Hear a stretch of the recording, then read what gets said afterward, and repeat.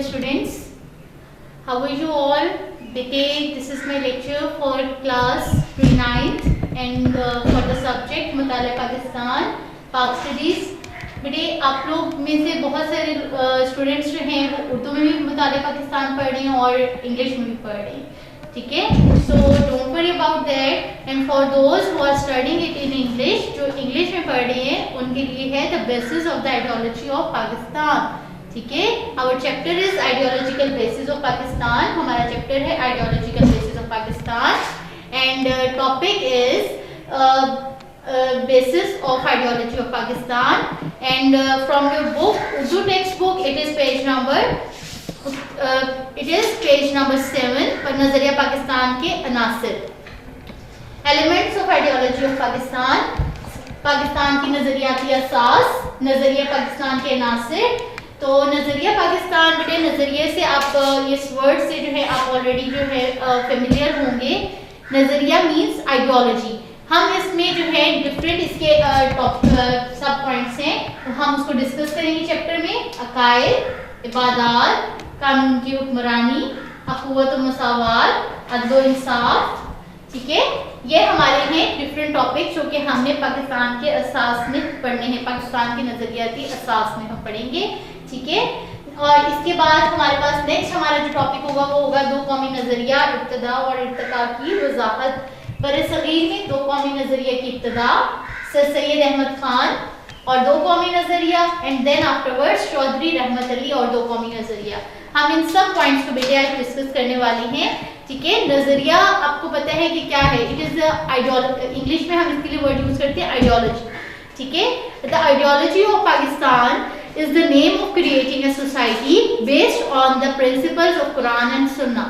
कुरान और सुन्नत के मुताबिक अपनी ज़िंदगी गुजारने के लिए जो बुनियाद है अगर किसी मुआशरे की रखी जाती है तो वो उसको नज़रिया कहा जाता है. इसकी बहुत सारी डेफिनेशंस आपने पीछे पढ़ी होंगी, ठीक है. And now we are discussing the elements. हम इसके एलिमेंट्स पढ़ने जा रहे हैं कि क्या बेसिस हैं आइडियोलॉजी ऑफ पाकिस्तान की, ठीक है. मुसलमान जो हैं सब कॉन्टिनेंट बरसगीर के मुसलमानों ने जब अलग वतन का हसूल कर लिया, सो they might give practical shape to final and absolute authority to Allah almighty. तो क्या किया उन्होंने कि वो उन सारी जो थे राइट्स थे वो अल्लाह ताला को दिए, ठीक है.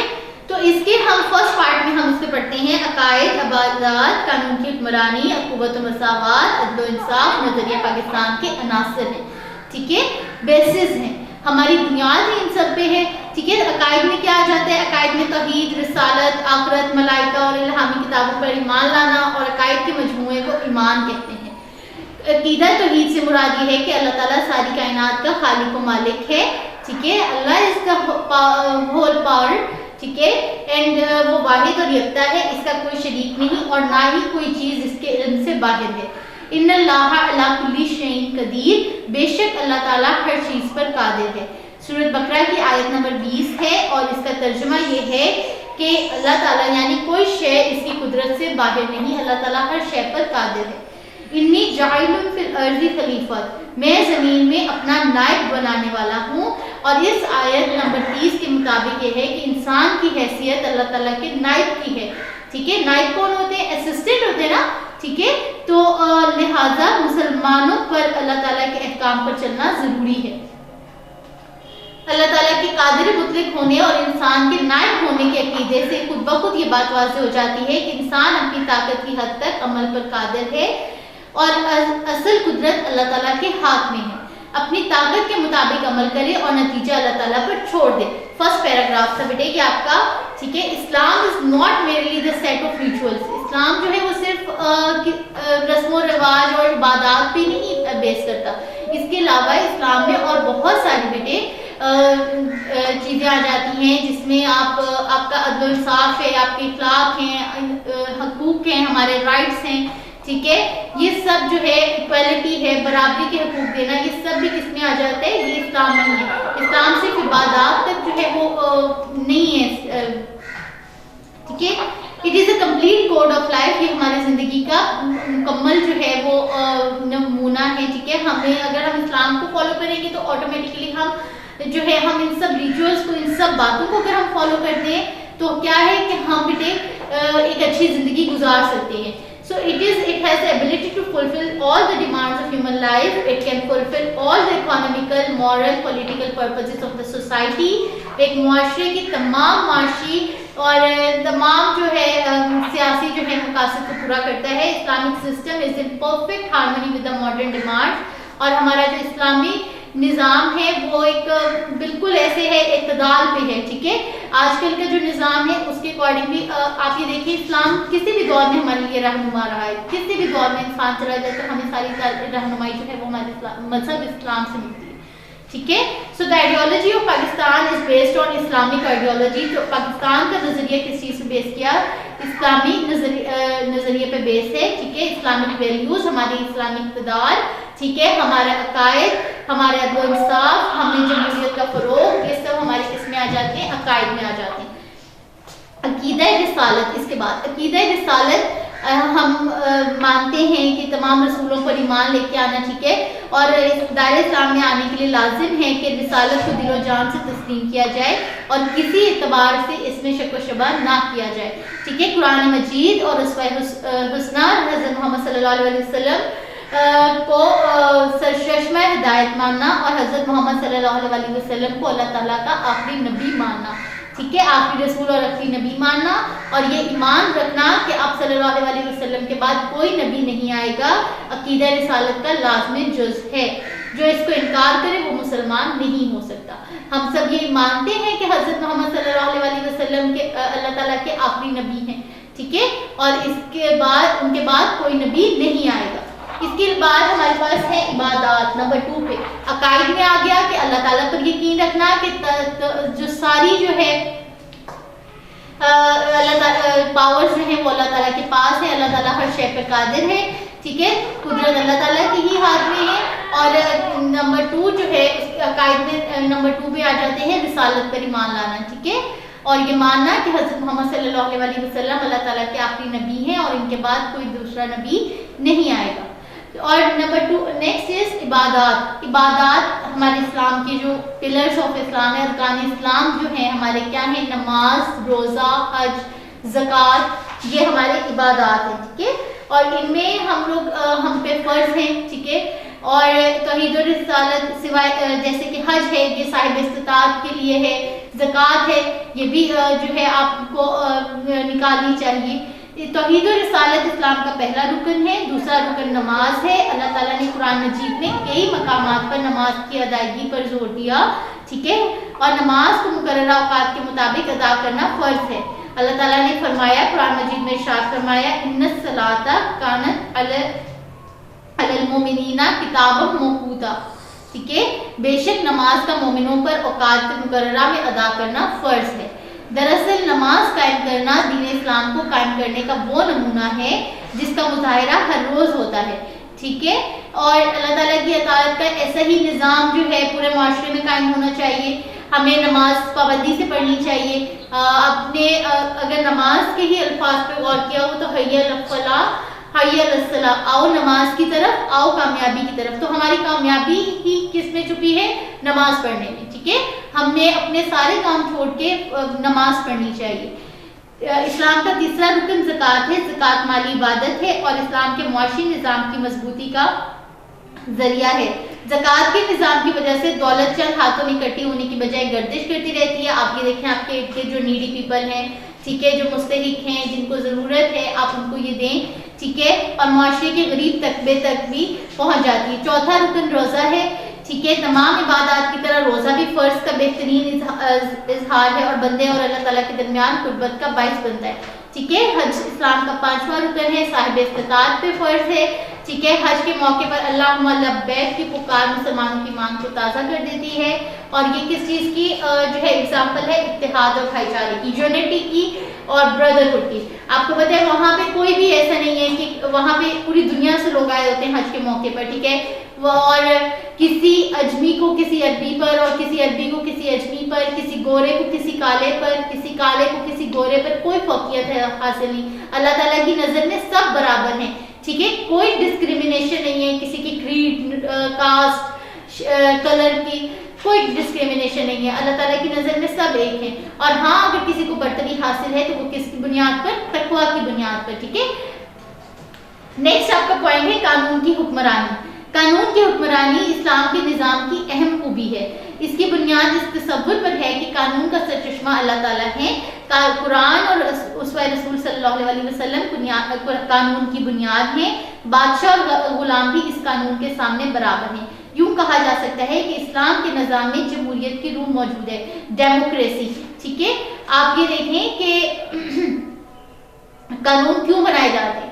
لاز ہماری ہی ویلفیئر کے لیے نا, ہماری پروٹیکشن کے لیے ہیں, ہمارے رائٹس کے لیے ہیں ہمیں. ٹھیک ہے, اور کیوں بنائے جاتے ہیں؟ تاکہ ہمیں ایکول رائٹس ملیں. ٹھیک ہے, جسٹس اینڈ ایکویلٹی. اور پھر اس میں آ جاتے ہیں کہ establishment of equal law, judiciary جو ہے سسٹم جو ہے وہ سب کے لیے ایک جیسا ہونا چاہیے. ٹھیک ہے, اور لیکن سب قانون جو ہے وہ کس کا ہے؟ بیسک جو سپریم لا ہے that is of God, Allah almighty. ٹھیک ہے, تو قرآن حکمرانوں کو باہمی مشورے کے ذریعے فیصلوں کا پابند کر کے جمہوریت کی مہر لگا دی گئی ہے. شرط یہ ہے کہ تمام فیصلے قرآن و سنت کی روشنی میں ہونے چاہیے. نمبر 4, اخوت و مساوات. اسلامی معاشرے میں اخوت و مساوات کو خاص اہمیت حاصل ہے. مدینہ منورہ میں جب اسلامی حکومت قائم ہوئی تو اس میں اخوت اور مساوات مثالی تھی.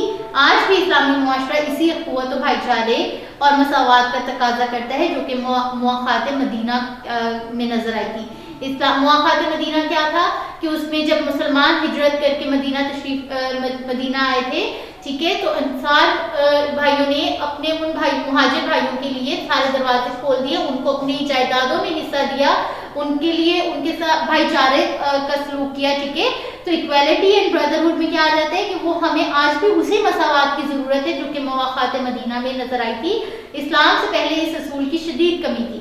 ٹھیک ہے, اور لوگ ایک دوسرے کے جان کے دشمن تھے, لیکن مدینہ کی ریاست کے وجود سے حضور اکرم صلی اللہ علیہ وسلم نے حقوق العباد پر عمل کرتے ہوئے یتیموں, بیواؤں, ناداروں پر شفقت کرنے کی تلقین کی.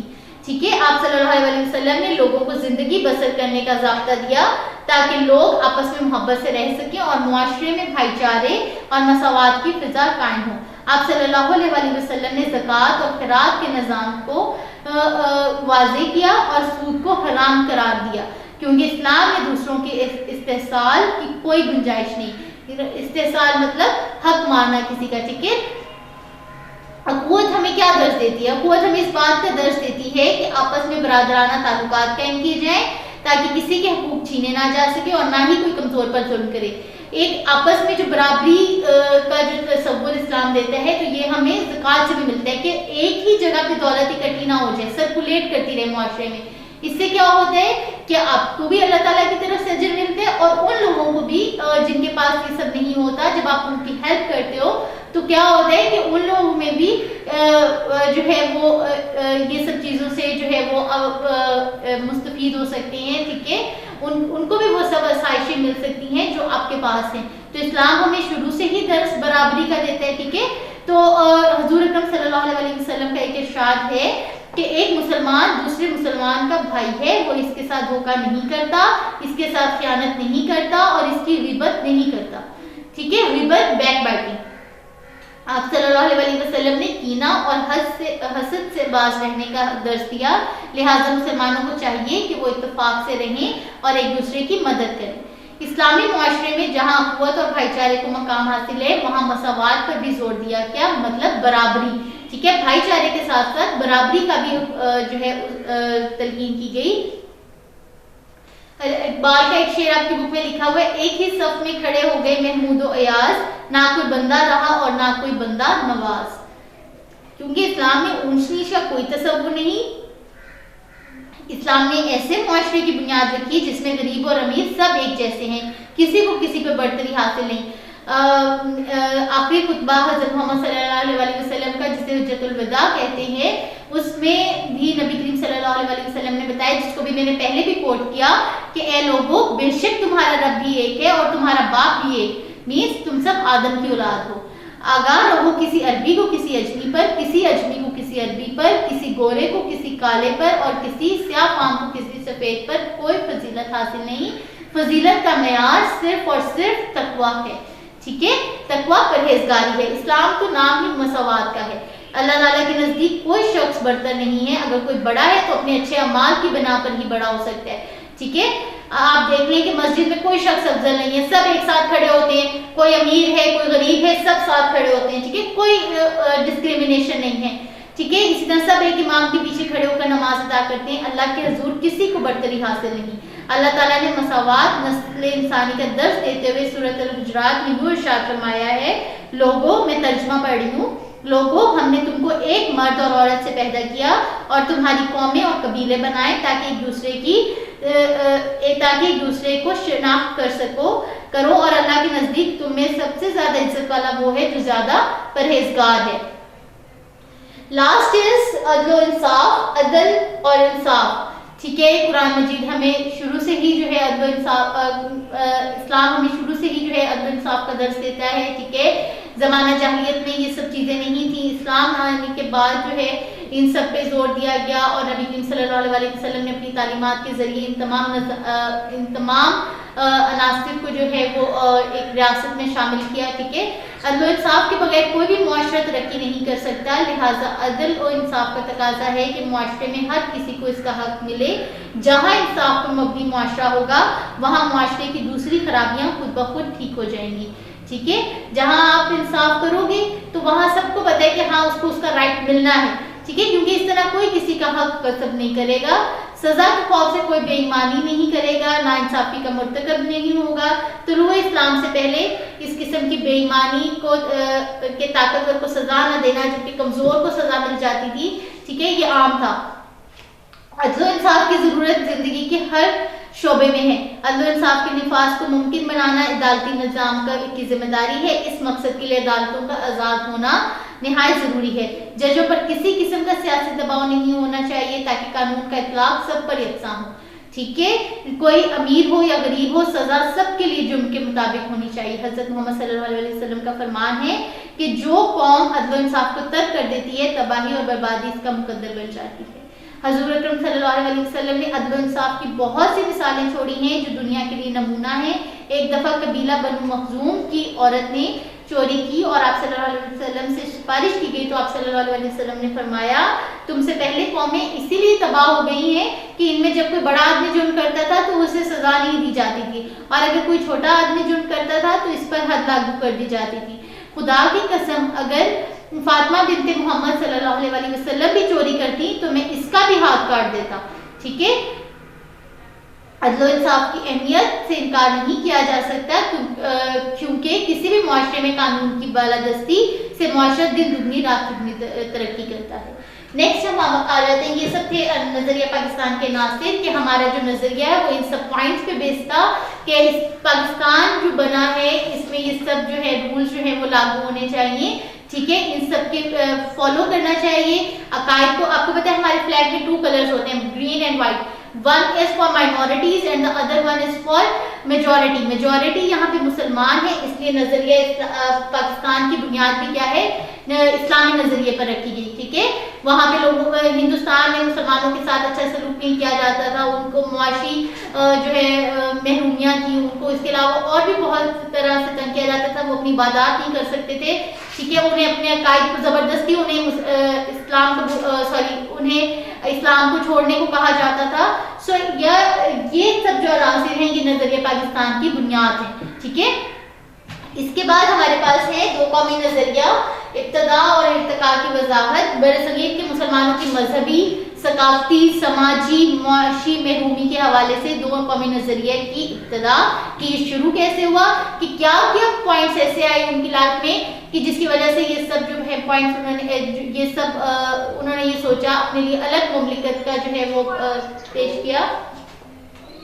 2 قومی نظریے سے مراد یہ ہے کہ برصغیر پاک و ہند میں 2 بڑی قومیں ہندو اور مسلمان آباد ہیں. یہ دونوں قومیں صدیوں تک ایک دوسرے کے ساتھ رہنے کے باوجود آپس میں گھل مل نہیں سکتی. 2 قومی نظریے کی بنیاد مسلمانوں کا لہجہ تشخص ہے. پاکستان 2 قومی نظریے کی بنیاد پر قائم ہوا. 2 قومی نظریے کا نصب العین یہ تھا کہ اسلام کی 2 قومی تصور کی بنیاد پر ہندوستان میں مسلمانوں کی ایک ایسی آزاد ریاست قائم کی جائے جس میں رہتے ہوئے وہ اپنی انفرادی اور اجتماعی زندگی اسلامی اصولوں کے مطابق گزار سکے. برصغیر میں دو قومی نظریے کی ابتدا مسلمانوں کی آمد اور محمد بن قاسم کی فتح سندھ سے ہوئی. 712 میں عرب نوجوان سپہ سالار محمد بن قاسم نے سندھ کے راجہ طاہر کو شکست دی.